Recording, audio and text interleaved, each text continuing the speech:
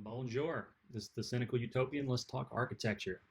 So this is going to be my first building review. I'm going to approach it kind of like an album review or a movie review, that kind of thing. So this is the Pompidou Centre, also known in French as the Centre Georges Pompidou, something like that. And this is a classic. Every architect knows this building. We studied it in school. Young architects love to say this is their favorite building just because it's so weird, it's so out there, it's so original, it's a game changer. It's loved, it's hated, it's admired, it's successful, and it's an icon in a lot of ways. All right, so some facts about the Pompidou Center. Built in 71, 77, located in Paris, France, designed by Richard Rogers and Renzo, very famous architects. The engineer was Peter Rice of ERA, famous engineering firm.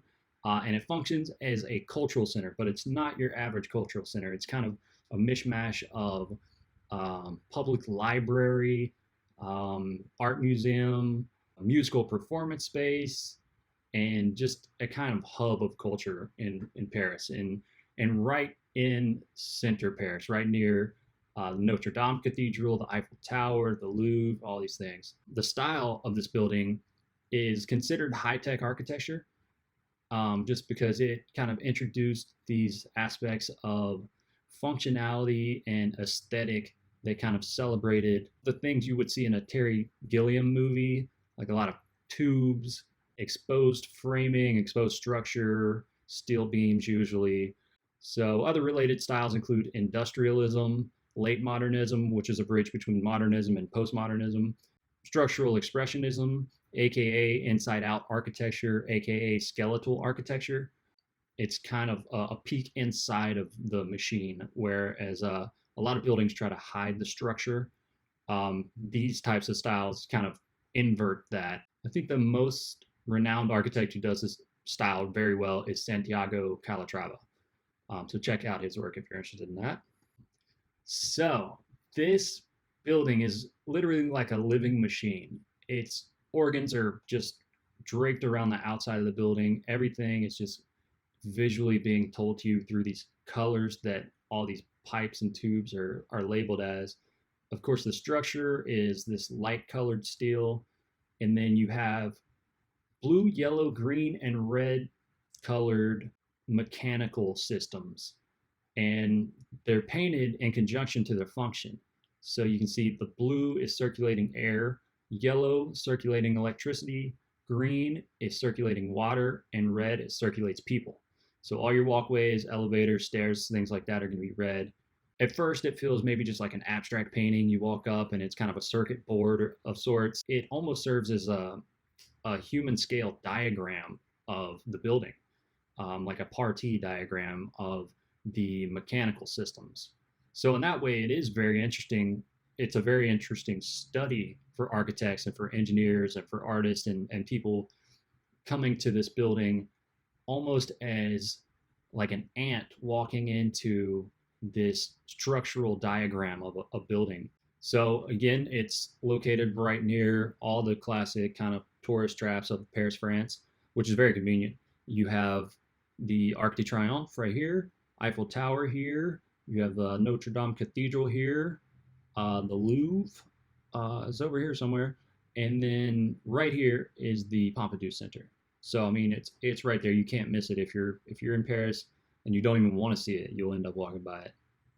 But I recommend visiting. So I'm going to show a series of 3 video clips because I found this archival video online that it's the perfect introduction to this project. So I think they kind of tell the story better than I could. So I'm just going to play a few clips and maybe comment on them after they're playing. In 1930, the area known as Beaubourg was cleared of its slum blocks, leaving an 18,000 square meter open space, which in the 60s became a massive car park. It was the ideal spot for Pompidou's project. For the first time in...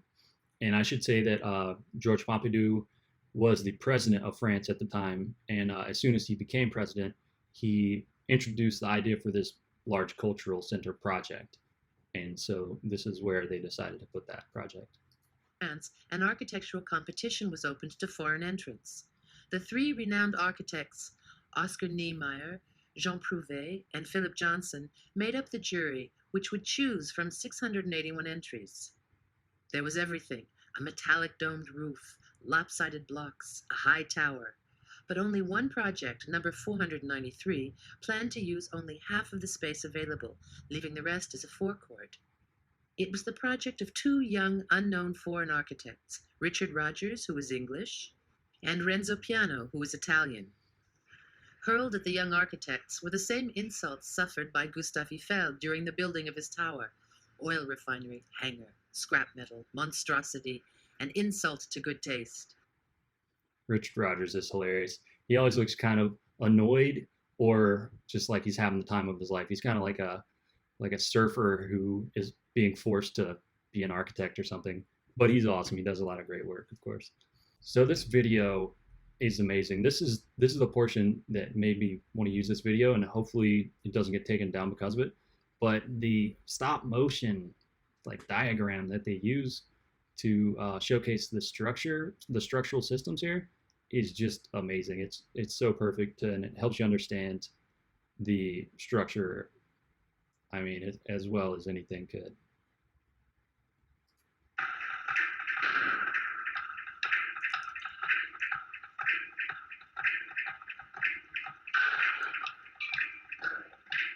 Above ground, the structure is really a giant meccano, a huge building set.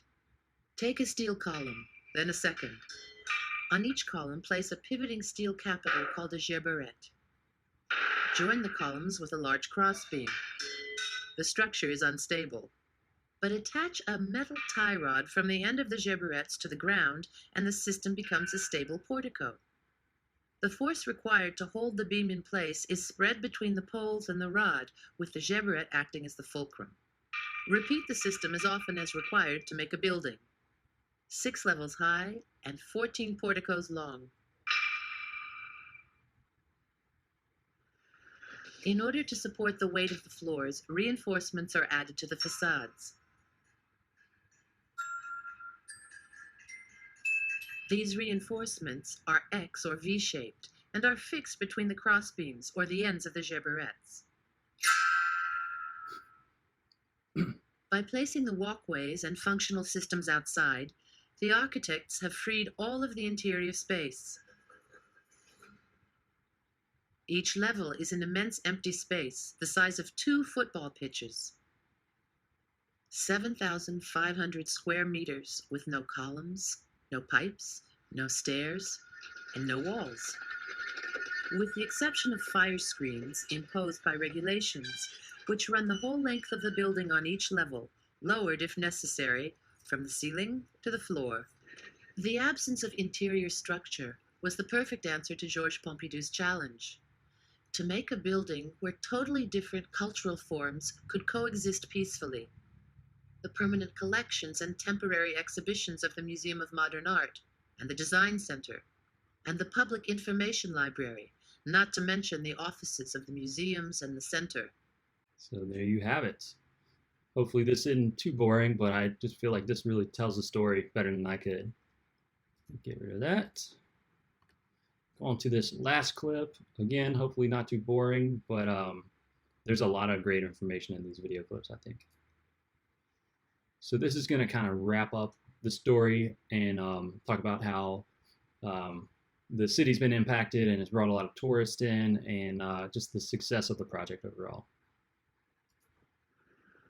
Georges Pompidou's dream unleashed a huge monster of 100,000 square meters in the center of the capital. It is almost twice as high as its surrounding buildings. It is on a par with Notre Dame and the Hôtel de Ville. We always thought the forecourt was as important as the buildings.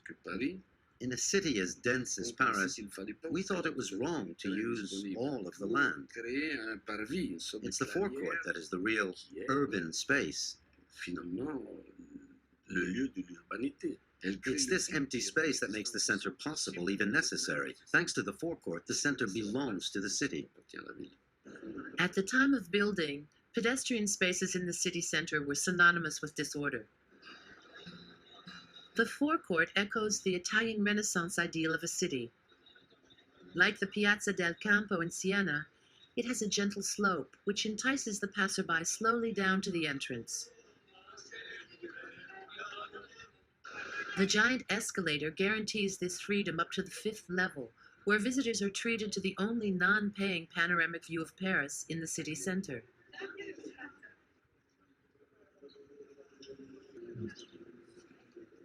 The Georges Pompidou Center has surpassed its instigators' wildest dreams. It receives 25,000 people per day and is the most visited building in Paris, far outdoing tourist attractions like the Eiffel Tower and the Louvre. There it is, super successful, brings in more tourists than the Eiffel Tower. I mean, that's pretty epic. But I think that's probably because of, all the activities, all the resources that they have to offer. So that's a basic overview of this project. And I have developed my own personal rating system for these buildings, which I'm going to try out. And it's based on a 12 by 12, which is, your standard lumber cross section, which starts at, 1 by 1, 2 by 2, 4 by 4, 6 by 6, 8 by 8, 10 by 10, up to 12 by 12. And so I'm going to rate this based on 1 grade for aesthetics, just simply the visual quality of the building. And then the other rating will be for its success, its cultural relevance, its overall success as an architectural project. And so for aesthetics, the details of this building are amazing. I mean, if you're an structural engineer or if you just like that part of the built environment, then this is definitely a must-see. And, just the connections are very cool, very well done, very well thought out. But it's not very beautiful, though, I wouldn't say. It's kind of got a cold quality to it. I can understand why people might have called it an eyesore because it's just a very industrial looking building that kind of looks like a warehouse or something.